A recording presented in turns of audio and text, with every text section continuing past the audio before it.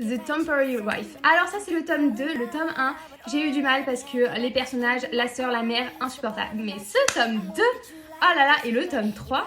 Donc ce tome 2, on va suivre l'aventure de Valentina et Lucas. Valentina est la secrétaire de Lucas depuis des années et il y a toujours eu une relation platonique et sous aucun sous-entendu entre les deux. Mais quand la grand-mère de Lucas décide de fiancer Lucas à une femme, Valentina se rend compte que c'est plus possible pour elle de continuer à travailler et décide de lui donner sa lettre de démission. Sauf que c'est à ce moment-là que Lucas ne va pas supporter ça et va lui faire une proposition des plus surprenantes.